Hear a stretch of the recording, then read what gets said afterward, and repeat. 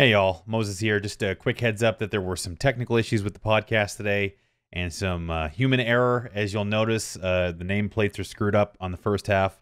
That's my mistake, and we did have an outage around the middle point, but relatively great podcast with ChocoTaco. Just a quick heads up that the giveaway for the Logitech G Pro bundle, the G Pro wireless and the G Pro keyboard is still ongoing, the link to which is in the description. Really fun podcast. I hope you guys enjoy it. And we'll have some more guests coming up in the near future. So enjoy, and I'll see you next time.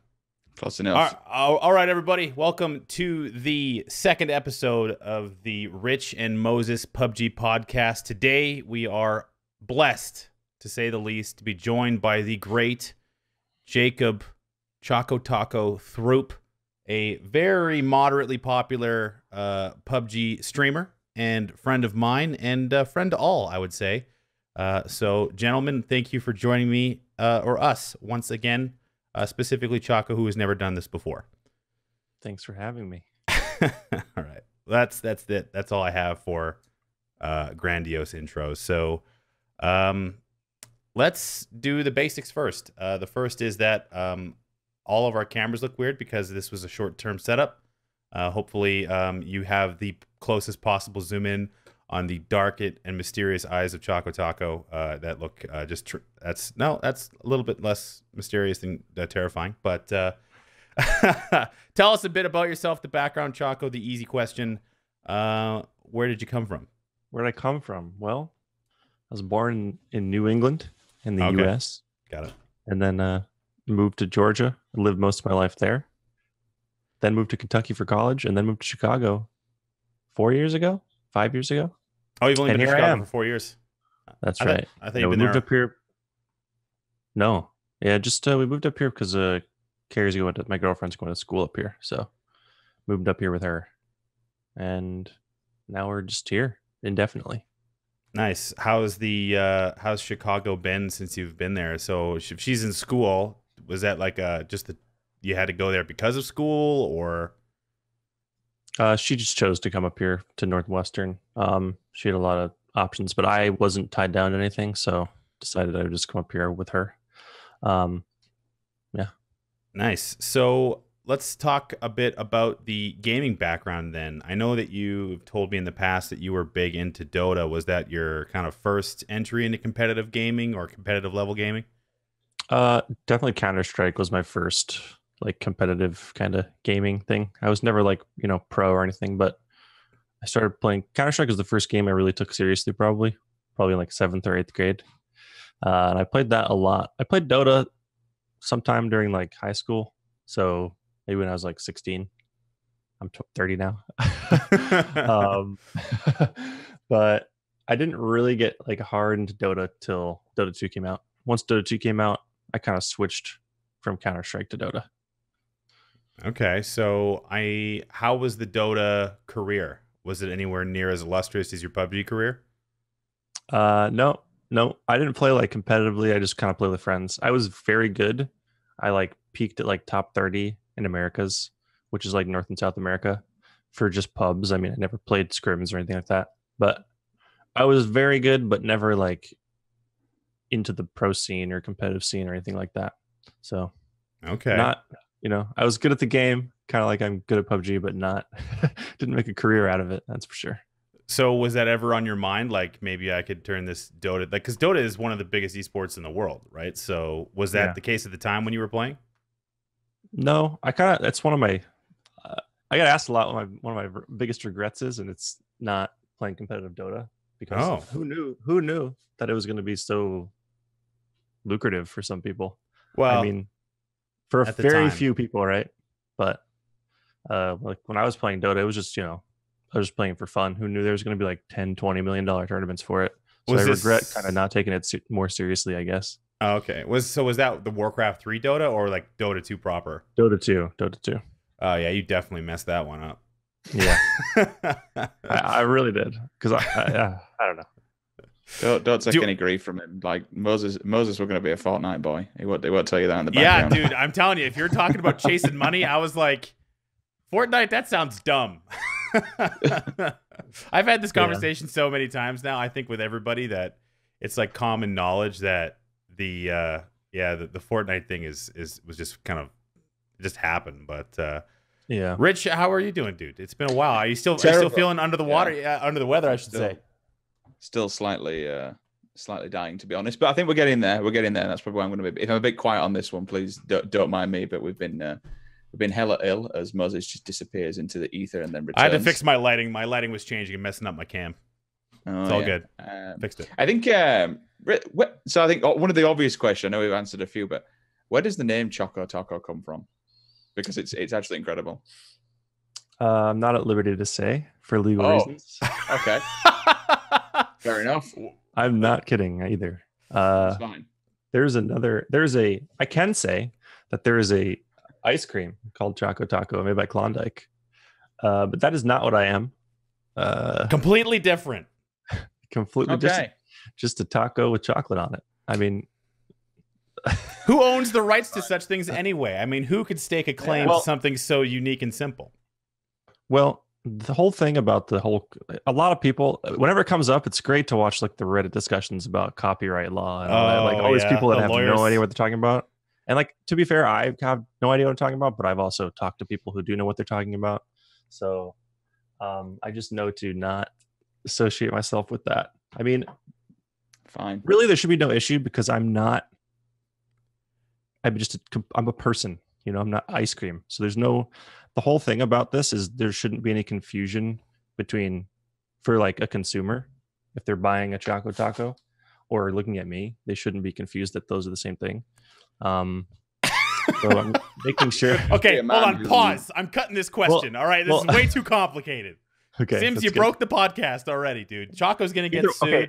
Simple question. I played Counter-Strike. In Counter-Strike 1.6, you could just change your name, you know, in like console whenever you wanted.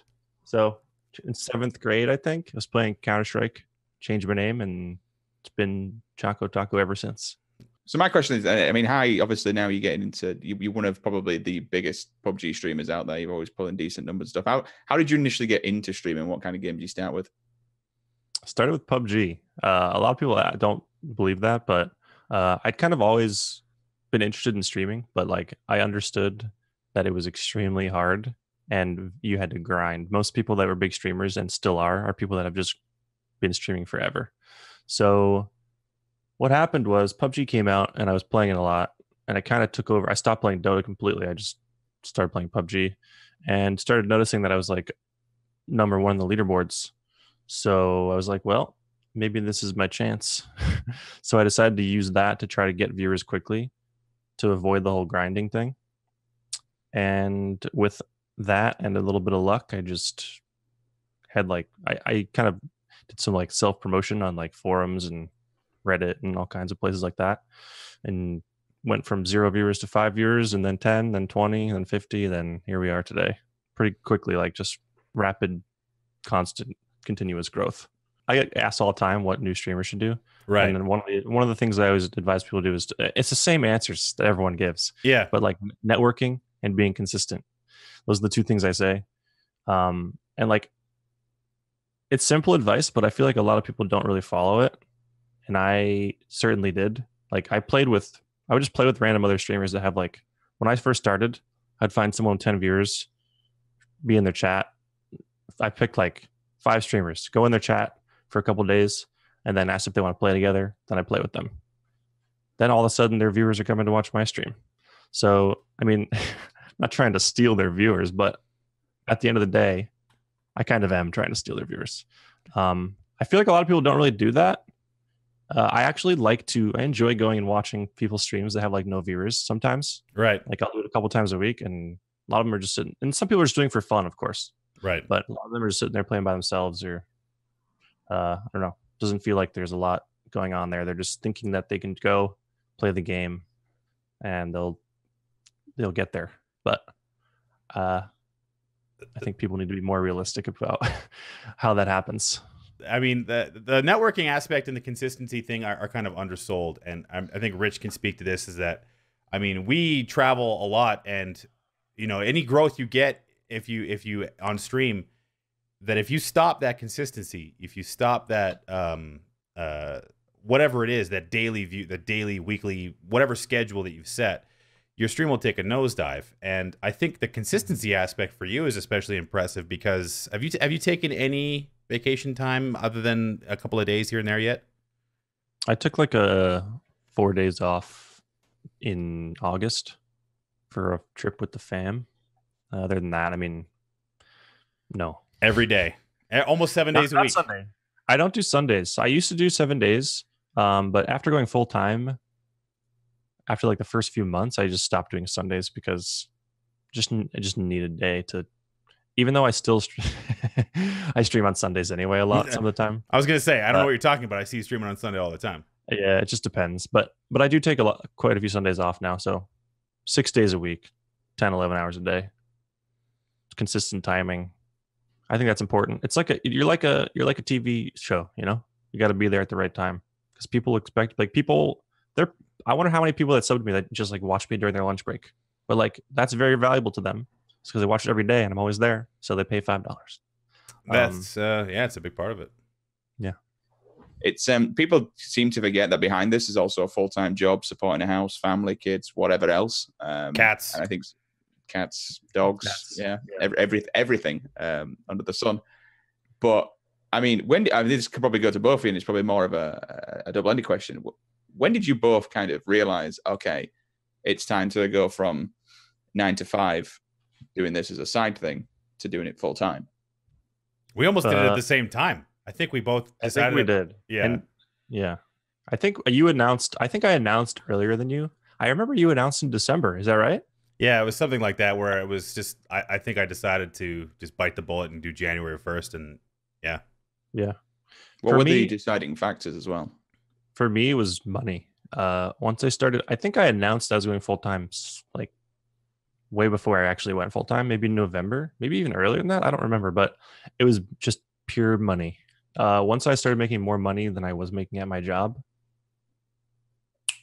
Goodbye, job. I didn't just quit because I really liked my job and I work for a cool company. So I still worked for like a month or a month and a half or something like that, but maybe longer. I don't remember, but purely just financial. Like once I made enough money, it's like a no-brainer almost. I mean, you only live once, got to go for it. Plus I was only at that time, I managed to get to where I was streaming only 5 hours a day at night. So, because I was working a full-time job and streaming at night, which was a nightmare. One thing you mentioned briefly there was you liked your job. What was that job for those who haven't asked you 100 times? No, that's fine. I don't get asked it that often anymore because I've been streaming for so long. Well, a year. But I worked for a company that teaches engineering to kids using Lego. So I went from Lego to video games. Pretty good life. So I was a teacher for them, basically like travel around the Chicago area with like a kid of 30,000 Lego and teach kids stuff, summer camps and like after school programs, stuff like that. Then the last year of that job, I was actually the area manager, which was a very challenging thing because it's not like a regular manager position. I don't think it's more like a district manager. Yeah, the company wasn't like a franchise, but it wasn't technically a franchise, but like I was basically in charge of like everything for Illinois, like marketing, hiring, firing, scheduling, everything. So it was like it's sort of like owning a business or running a business without certain aspects. So that's what I did. It was fun, very challenging, pretty cool. Carrie, your girlfriend was still in school, and I think still in school at this time? Still will be for a while. Okay, so chained to academia. How was that? That's right. How did that grow? Like one of the things that happened to me is that I made a joke when I first started streaming, like, can't wait to quit my job and do this full time. And my girlfriend was like, yeah, all right, give your head a shake. Was that the similar situation on your end? Absolutely not. No, she's super supportive of it. And I mean, dude, when you're making as much money as you're making doing your other job, I mean, she was all about it. So, well, did you ever talk about it? Did you ever talk about yeah, at the very beginning stage is like, hey, this could be a thing? Was it like, okay, cool, or just, well, maybe we'll see? Yeah, I mean, I started streaming originally with the purpose, like, I think most people stream with like, oh, I'll stream for fun and like maybe on the off chance, maybe I can do it for a job later. But I went into streaming with the goal of quitting my job day one, because I just thought, like I talked about earlier, I thought this was the time I could just get viewers really quick and kind of blow up, and this could be a thing because this is kind of what I want to do. So it's almost yeah. willpower, right? I mean, if you look at it, the average person, so you looking backwards, and Rich, we'll get to another question here in just a second, but do you think that looking back, because I have a couple people that I met along the way that just are gone now. Is there anyone that sticks out in your mind in the early days of streaming that you first met that had a similar goal that didn't make it? Not naming names, but like, did you ever interact? Not naming names, but pretty much almost everyone I streamed with. I talked about networking earlier. Play with people that have like 5 and 10 viewers. I mean, I think some of them are still streaming because I still follow them. I follow a lot of people on Twitch that I've played with. I think they're either streaming or they've stopped. Sadly, that's just what happened. I mean, there was a post on Reddit, a video that Disguised Toasted. I don't know if you saw it, about how much money streamers make. And the Reddit discussion is all about the number of people that try to make it but don't is insane. I mean, people see people who are really successful streamers, and it's like, I could do that. 0.01% of streamers, the number for the number of successful streamers, there are thousands and thousands, probably tens of thousands of streamers who are sitting with 5 or less viewers. So I mean, it's a sad thing, because like you said, I mean, I remember seeing it, the Broadcaster Royale, the break video, and he was discussing how not everyone always makes it and such. And I always wonder if like Fortnite has kind of, because it's a very, I think it's definitely fair to say it's an easy game that you can get into. It's accessible from console, from PC. It's, I don't want to say mechanically simple, but it's very easy to play and to stream. I always wonder if there's been like an uptake of people wanting to move to that next level by seeing the rise of Twitch streamers from Fortnite and what it's done for the whole competitive scene. If a lot of, well, I say competitive scene, excuse me, the whole Twitch stream of broadcasting. If I always wonder if like a lot more people decided, okay, let's take a crack at the whip, so to speak, and have a go at this and see if we can do it. Definitely. Yeah. I mean, that's like that video that Disguised Toast made. People are going to see that and be like, oh man, because people don't realize how much money a lot of streamers make. So now people are going to be like, oh, maybe I'll give it a shot. It's actually great marketing for Twitch for him to make that video. Yeah. I still think one of the best things I've ever seen is where it was Summit who I can never, I mean, let me try and he did the 3 things that you even need to do, didn't he? He mentioned it would either be I've seen it, fucking absolutely unbelievably good at a game, have an absolute weird and wonderful personality and just be totally different, or just a really good personality, and then some. I'm sure it would end up the third one would like be completely different, but I know what the third one was. Do you want to know what the third one was? Do you actually not know what it is? I can't remember. This is Summit's. It's Summit's words. Okay, the third one was boobs. Oh, titty that's streamer. A good one. Yeah, I should work on that one. I could improve viewer base. I am. People are noticing. I mean, it's kind of funny, but I think that the thing was going back to kind of what Summit was talking about with burnout and being one of the OG guys, is that one of the other aspects that people don't really talk about when it comes to streaming is you're kind of exposing yourself to all sorts of, avenues for realistically ridicule and support. I mean, it goes both ways. Like, you could have people that universally love you and will bend over backwards. I mean, we can talk about your community in a second, Choco, but on the flip side, you have these guys that hate only to hate. And over time, that can kind of affect you. Is that something like the Twitch toxicity thing has been kind of talked about a lot with Summit getting frustrated? We just went through this thing with Broadcaster Royale where the chat was put into emote only for the entirety of a weekend due to the toxicity. It's just something that's becoming more of a prevalent issue. Is that something that you experience? There's always stuff in chat, and like I use a chat, like a third-party program called Chatterino. So anything that gets deleted from chat, I still see it, which is fine. Like, I have very, very, very thick skin, especially for people who are going to say stuff like mean things. Like, I know that, like, I don't really care, but like, I'm sure some people saw the other day Monday, I ended my stream like 20 minutes early because like I was just having the best day. I was just having so much fun, and like a bunch of things happened in a row that were just like, ugh, why? And then I ended my stream early. I was just like, sorry guys, I gotta go because I just wanted to not. Because like it didn't actually get to me, but I didn't want to let it get to me because it never does. And I was having such a good time. Just ended my stream early and came back later. But it's definitely a problem. I don't know.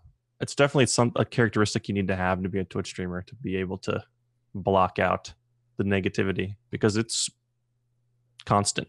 And also, there's other things like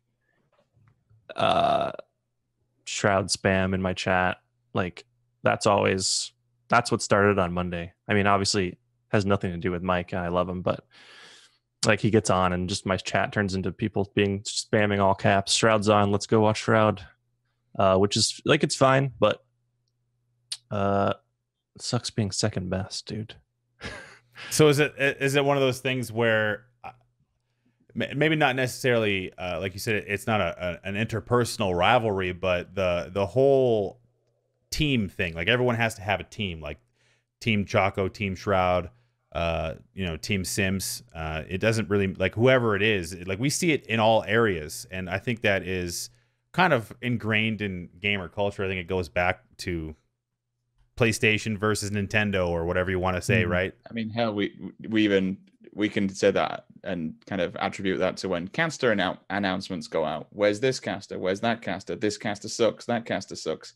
It's the internet, and I suppose everyone's got a fucking opinion, which is fair play. Yeah. But it's I think the one thing I would say for me is when it kind of, what does get annoying is when it does start to affect your private life. Either like with me, sometimes I'll be so pissed off that I just won't speak to my missus. I'll be in my own little bubble, like really, really fucked off with myself, and then I'll just think, well, she ain't done nothing wrong. Why am I being a miserable bastard at home? The internet's off now. And I just shake my head out of it and pull my head out my ass. I think that's the only thing, when it starts to kind of affect you personally, away from it, the whole internet bullshit. It can be annoying, but then again, it's like, you give anyone a keyboard in the internet, hell, they'll just it's a dark and horrendous place is the internet. It's probably for me anyway, this is probably one of the darker sides to the job working on the internet, is that you're open to any kind of attack from any single angle. I know we'll probably go in a bit deep here on this one, so to speak, but it's just, especially when people twist your words, you say something and they mix it. I always say, there's only one thing that massively triggers me: when you'll say something and someone twists it to their own agenda. That's the horrible side of the internet that I fucking despise. I don't want to put you on the spot, but I know there's a couple of topics that you specifically avoid in your streaming, and I guess the first part of this question is, how close is Jacob to ChocoTaco? Aside from cursing, the same. It might look a little different right now because of technical difficulties, but we are all good to go. So we'll pick up where we left off, which was us talking about how your attitude towards your audience changing since you've become a little bit larger, and you've kind of dealt with some of the ins and outs of becoming a big streamer, some of the criticisms, some of the adulation, mostly adulation, I would think, in your case. Yeah, I don't think my attitude has really changed much. The only thing I think I would say it has changed is the amount of time I spend looking at chat. I don't know if it's due to negativity and stuff. It's probably a little bit. Sometimes I look at chat like 3 times in a row, and it's like, ugh. But because like I could do like sub chat, but I like having it so that anyone can pretty much talk, because I hate it when I go into someone's stream and I can't type. I hate it. So I really don't want to do that. But other than that, I mean, I don't feel like I look at my viewers or treat my viewers any differently than I did when I was teeny tiny. So kind of a boring answer, but that's okay. I mean, it's one of those things where, I think that if you change your attitude towards your chat, I think the people that you've gained on the way there could feel alienated in a way. So that's a big aspect of streaming. We've seen it happen. I'm not going to name names, but we've seen. Why not? What are you talking about? Just trying to get the stirring stick there. So without naming names, give me an example that you think that maybe someone went down the wrong path. Uh-oh. Without naming names, I mean, there's been streamers that have just blown up and like basically seems like it's gone to their head, or they just weren't careful. I think it's mostly the first thing I just said, gone to their head, or they just like get an ego all of a sudden, and then they've lost it. Like, could have been huge, and instead now are not like dead by any means, but just lost a handle on it. They just could have been insane. Now they're not insane. I'm gonna throw a bit of a curveball question here that we haven't discussed further. We've got 15 minutes. Good. So I'm ready. the one thing that I've seen quite a lot of, and this is a good topic of debate at the moment, and I'll get your take on it, is something like Broadcaster Royale, for example. There's this whole dispute of what makes a pro player. Should they not be allowed to compete in these events? Where's the fine line between an extremely amazing player and somebody who's a pro player? Is it the fact that they were signed for a week, they weren't very good, and they got booted off the team? And how do you think these events like Broadcaster Royale should differentiate between who can play and who can't play? Should there be written rules and guidelines there? Should pro players not be allowed into them? Because I understand the both sides of both arguments, that players who are big streamers want to be involved in this, but they're seen as too good to compete with personalities and such. But then there's people, and I'd put you in there, for example, who are a big personality, but very, very good at the game. Wacky Jackie's technically amazing at the game. Brick is both a personality and a pro player. How do you think that everyone should be allowed to play in these, or should there be more kind of constrictions on who can and who can't play in them? Yeah, a lot of controversy over this. I think it should simply have to do with whether or not you're a streamer, because, or how much time you spend streaming. Like, do you stream for a living? If so, it doesn't matter if you're a pro. It doesn't matter if you're not a pro. You should be eligible to be in the Broadcaster Royale. I don't know why it's not that simple. It seems simple to me, like, because like you're talking about, there are like in the other streamer tournaments we've had. I mean, you've seen whatever team, whoever's, Shroud's obviously insane. Whoever's on his team, I was on his team once. They win all the Twitch rival things. It's not because they're pro. It's just because they're good. So you can't really. I don't know. I just think the way that it's been, this whole controversy about pros not being allowed isn't really fair, especially for some pros who stream a lot. I mean, there's some pros who stream quite. I feel like most pros don't stream very much. I don't know if that's true.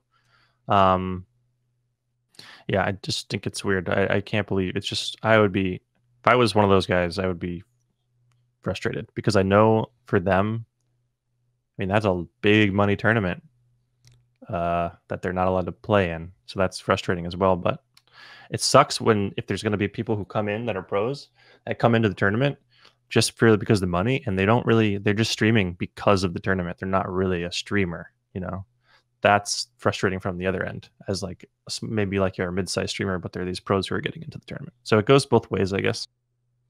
Is there any? I think it's also good. I'm sorry to bring you off that, Moses. I think it's also good for the overall PubG esports scene to have these personalities on things like Broadcaster Royale and playing in these events. And I think it's good for them events because it also brings in these players followers. That Ibiza's going to bring in 6,000-7,000. He's got good numbers now. James is pumping 900 to 1,000, and he's always sat between 700 and 1,000. Like, these are good viewership that they can bring in and outreach for these competitions, but it's also good for them because they're on, I think that's good for the esports ecosystem that we're getting these players and these faces at the forefront of PubG. I suppose I can see the side of these streamers that necessarily aren't, very, very good, and they get bodied when they go to these events. But then again, in my personal opinion, I think if you're that bad, if you're literally that bad that you're going to struggle to even point and shoot a gun and you're going to be dying every single time, then I don't think that's good for their career progress, because nobody just wants to see them getting slapped around, And what kind of content is that, just to turn up to an event and to be slaughtered if you don't play it properly? That's just my thinking on it, at least anyway. Well, you can look at the Myth thing. Another topic we talked about recently was the fact that when Myth started playing in pro, like he was a massive streamer for Fortnite, and then he started playing in the pro circuit with these scrims and whatnot, and getting exposed a little bit to say, he's not that good. So I mean, reflecting, this is a TSM teammate of yours, Choco. So looking in your own shoes, was there ever a point in your mind that professional style play entered into the discussion? I mean, you've been asked about it, but did you ever consider it? I've been asked about it a lot by multiple organizations. I know, right? Yeah, but you're a big never get, any interest. Really. Yeah, I guess.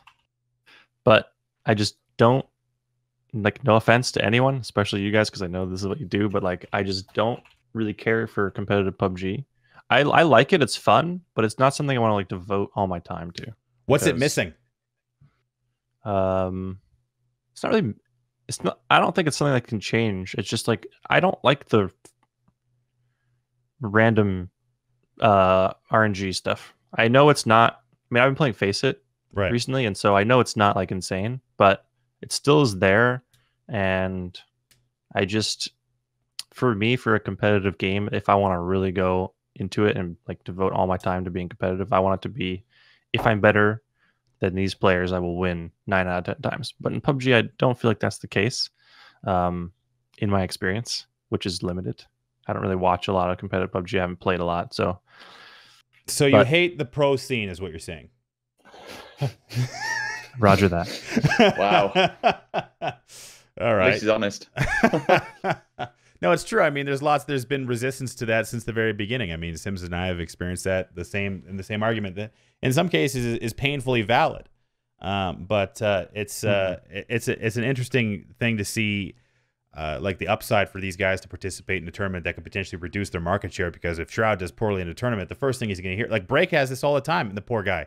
Like he gets shit on because people come in and say TSM sucks, and they can't play competitively, and there's questions. I think that led to the changes in the roster they've seen. It's just not worth it for these streamers to come in and lose credibility in these things that sometimes they just can't control, or at least that people don't understand that well. Was that something you thought about as well? No, actually, I'd never really thought about that. I mean, probably because I never really considered actually like going into it, so I never really thought that deeply into it. Also, though, another thing is just financially, like, I mean, look Streaming's at someone. better. I mean, obviously, extreme example, but look at someone like Shroud. Like, why would he? Why? Yeah. Why would he? Yeah, makes sense. So, a little bit more about you. I think that's something that a lot of people don't know is your instrument of choice being the trumpet. Something you studied heavily in college. There are YouTube videos out there of you playing in ensembles that I will link in the description of this video. A serious question: is trumpet and being a master trumpeter, I believe, is the term that they call you. Does that factor into your video gaming career at all? Do your trumpet fingers assist you? Oh, physically, like mechanically, no, not at all. But like discipline wise, 100%. So the discipline of practice? Yeah, discipline of just like learning an instrument or learning anything. I mean, learning an instrument as like a kid is great because it teaches you discipline to practice and to like be a good critic of yourself. Why are you laughing? I have a follow-up question that's making you laugh. Continue your answer. Okay. Being a critic of yourself and being able to like look at what you're doing or listen to what you're doing and honestly be like, wow, that was terrible. Or like, I need to do this or do this to make it better. Being able to have that skill is very useful, not just for streaming, but for everything. It's like a great skill to have in life. If PUBG was a trumpet, what would it sound like? Okay. Do you have PUBG something? Trumpet, what would it sound like? Yeah. Wow, what a question. This is amazing. This could be like the content that we've all been looking for. It's like it would be like more like a kazoo if it was going to be an instrument. It's like fun to play, but my God, it sounds horrible. I mean, that's a good answer. So I guess we should talk about this patch that just came out. Oh God, please don't. So I made a heartfelt video yesterday at a PubG Corp talking about the fragility of the game and how we've all kind of staked a modicum or our entirety of our careers on the game's success. I mean, at this stage, I had someone very close to the community, very revered, say that this was the first time that they felt scared for the future of the game. Is that something that you can resonate with? oh yeah, this patch is patch 22, man. Never forget. It's just I mean, like, I don't know. It's one of the worst probably patches I've ever seen in this game. There's just so many strange things happening. There's unexplainable, have nothing to do with any changes they said they made, bugs and issues. I just can't believe it. And it's coming at the worst time. Black Ops comes out next week, maybe. Yep. I think it's like 8 days from now or something like that.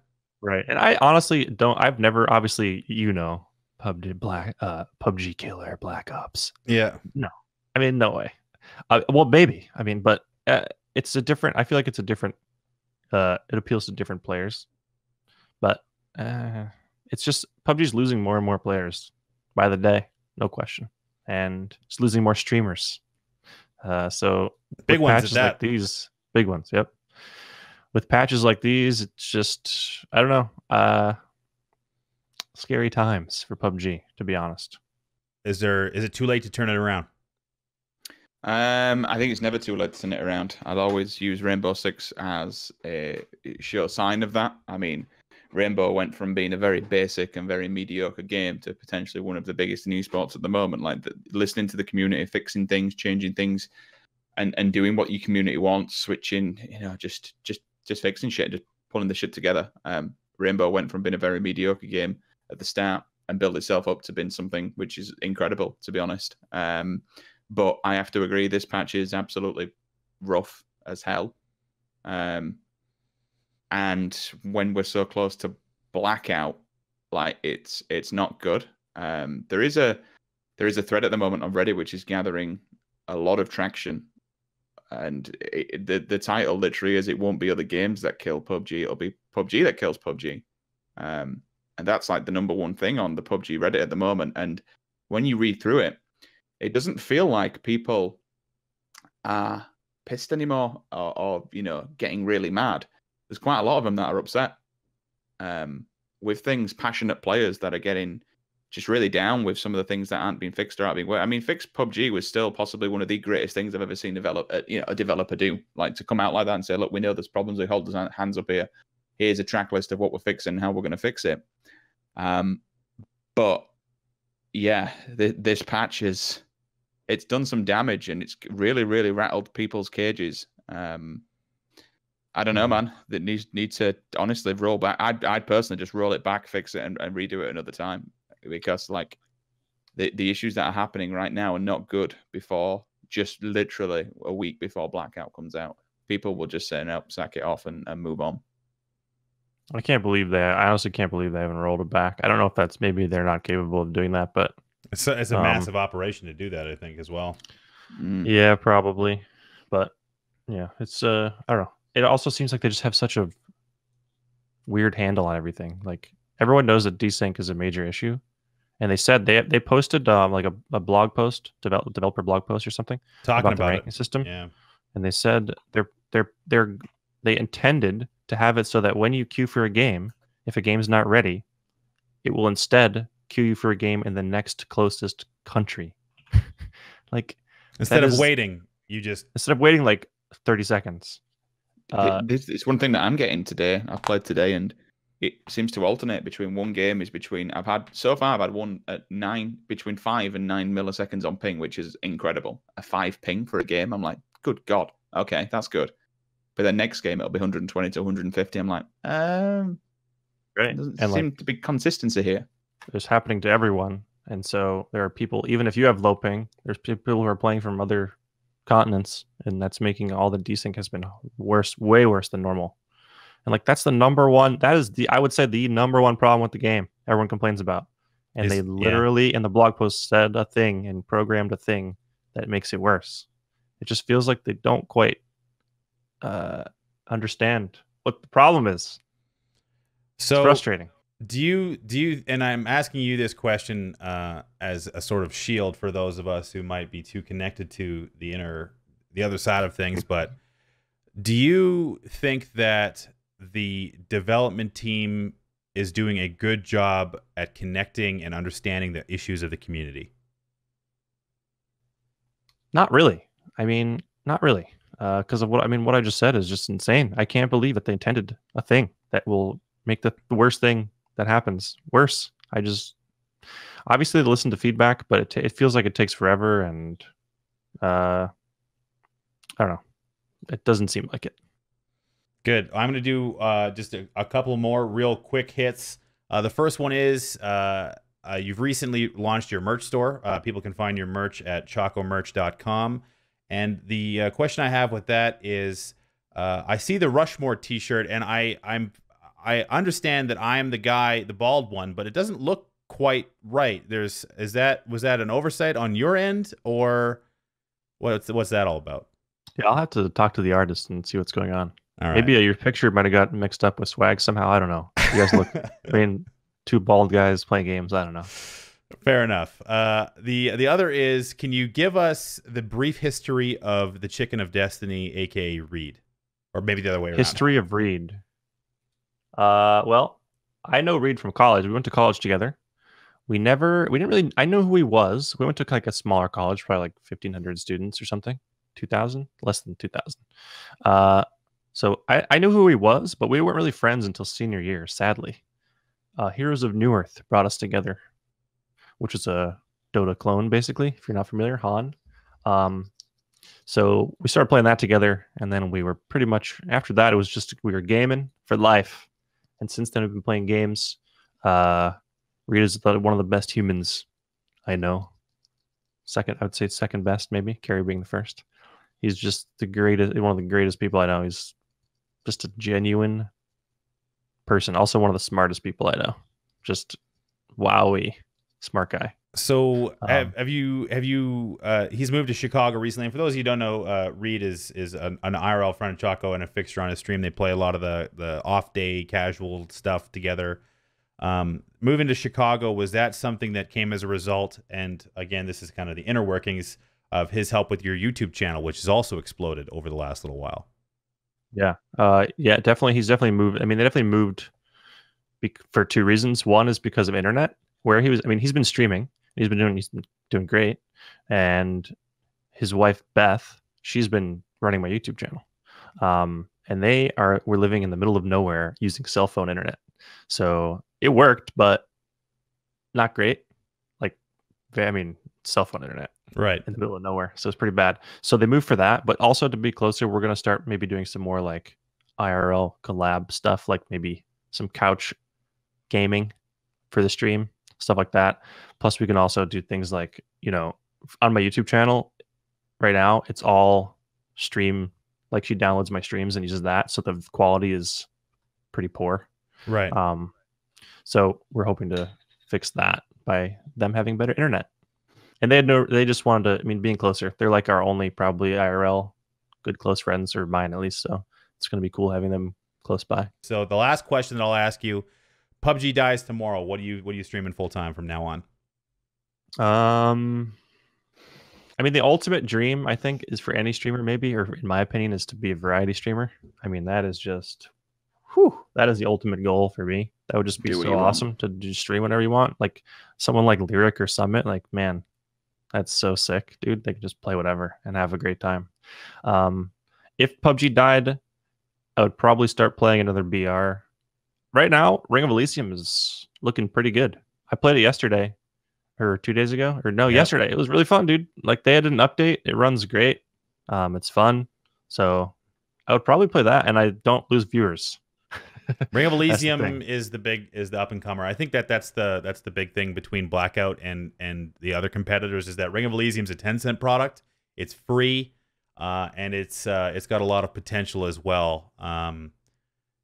So yeah, I mean that's something to look forward to in variety streaming, a goal for everybody. Other than that, Blackout for sure. I mean, a lot of people, it's like a different genre almost, even though it's VR. So a lot of people from PUBG aren't going to like it, but it's definitely for me. I like that a lot. I like the fast-paced kind of. I kind of started out in arena shooters, so I'm hoping my viewers like it, because they might not, and that's okay. But I'm looking forward to playing it for sure. All right, Choco, Jake, thank you for hanging out for the podcast, as janky as it was with the setup. Thank you for your patience. Sims, hope you feel better and get some of that complexion back that we're all sorely missing. So, gentlemen, it's been great. You can find this podcast on all the different mediums. Thank you guys for watching. Check out chocomerch.com. Any shout outs or any links you want to give, Choco? Oh, shout outs. No, just the usual to my fans, all you guys out there. Thanks everybody who supports me. As cheesy as it is, can't do it without you. So thanks, guys. Twitch.tv/ChocoTaco and ChocoTaco Games on YouTube, or just ChocoTaco on YouTube as well? Just ChocoTaco. Got it. Cross-branded to the nines. Thank you everyone for watching. Sims, Choco, it's been great, and we'll see Thanks for having me. me. We'll see everybody next time. See you later. See ya.